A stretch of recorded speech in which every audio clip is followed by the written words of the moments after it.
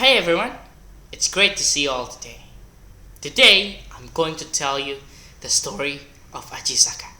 But before we get into that story, I want to introduce myself first.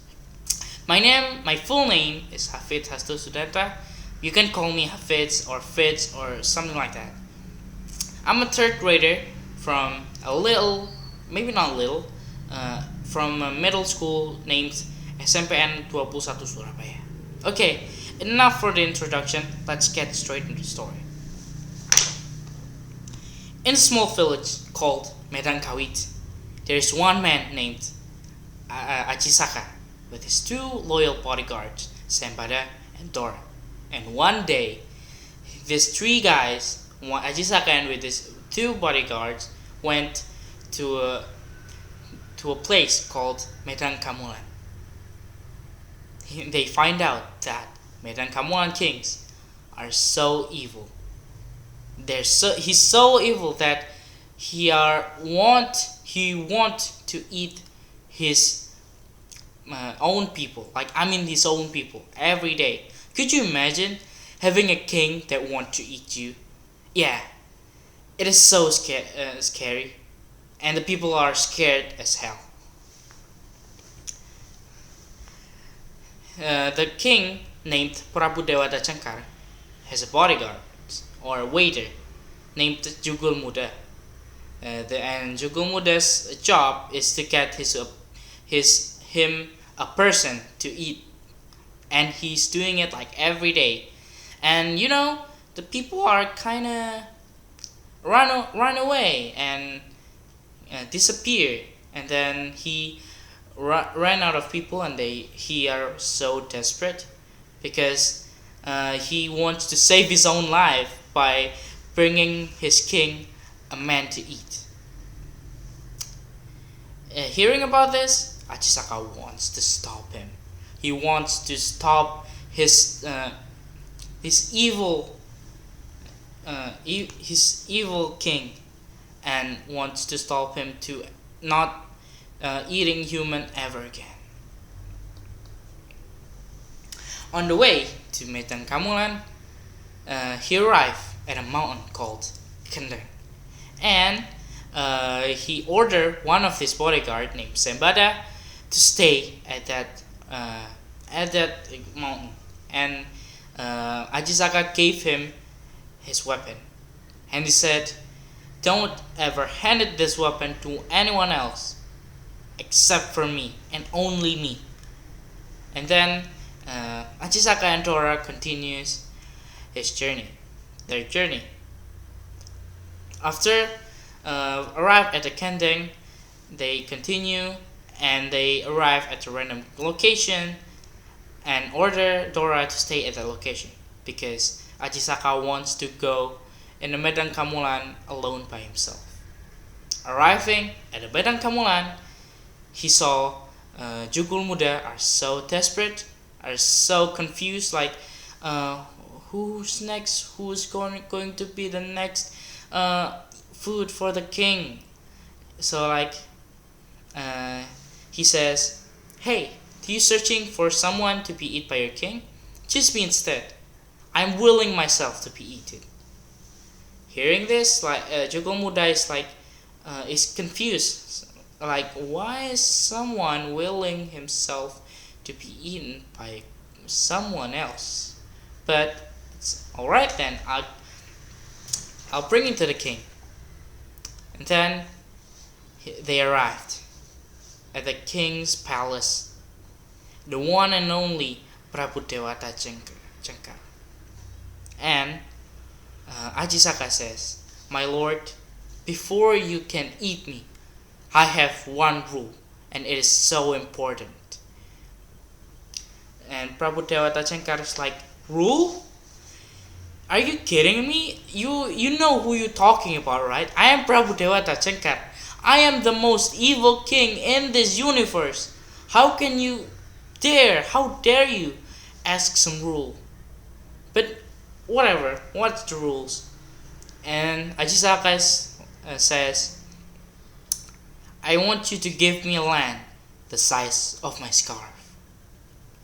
And like Prabhu Devata Shankar is like, alright then, whatever you want, uh, animals, just hand me those scarf and just let me eat you. I'm so hungry right now.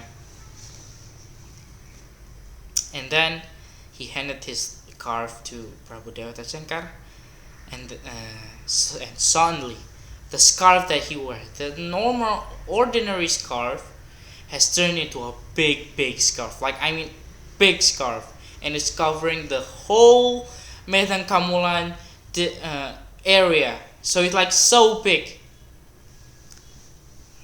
And knowing this, Prabhu Devata Shankar is so angry and so upset because how dare him, a normal person, has obeyed his law, and like he's so angry that he are attacking Ajisaka. He wants to grab Ajisaka and just eat him, like all the way eat him.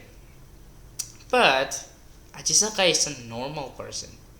He's a powerful person, and the reason why he willing to be eaten by the king because he's powerful. He's powerful, and that's why he are so calmly. And with so calmly, he dodged the Prabhu Devata Shankar attack, Prabhu Devata Shankar hands, and counter his attack by surrounding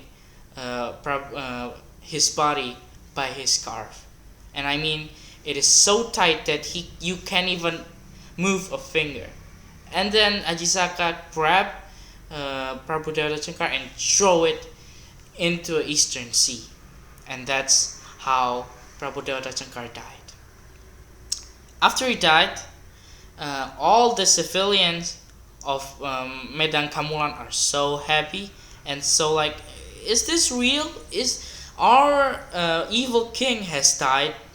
So like everyone, like including the one who immigrating to other country, are coming back to the Medan Kamulan kingdom because they're like so happy and oh my gosh, we are safe now, we are free, we are not gonna be eaten again. So and the civilians are agree to choose Ajisaka to be the next emperor of Medan Kamulan. After that event, Medan Kamulan remembers, Ajisaka remembers that his weapon are still at one of his bodyguards, and he ordered Dora to get his weapon back. So Dora go to exploration to find his best friend and also his Lord weapon. And then he met his best friend named Sembada. He says, "Dear friend, I have an order directly from our Lord to get his weapon back. Could you give me your weapon back, his weapon back?" And Sembada says, "I'm sorry, my friend. I trusted you, but he ever says that don't ever hand his weapon to anyone else except for him and only him." And then Dora responds, "Dear friend, I have an order directly from him. How couldn't you trusted me? I am your best friend as well. We are both loyal to our Lord, and I have an order directly from him to get his weapon back. How could you?" And then Sembada says, "I'm sorry, my friend. I just couldn't." This situation got worse until they both fight. Fight to death. They both died. And Ajisaka felt something off because Dora doesn't come back like a weeks, and he decided to go in the mountain by himself and find out a true scary thing that he found out that both of his loyal bodyguards are killing each other. They both didn't trust one another, and they killed each other. Feeling so guilty, he wrote a letter in the wall of the cave, and the letter is Hono Choroko Totosawolo Botojoyonyo Moko Botomo. That means the two loyal bodyguards has fight.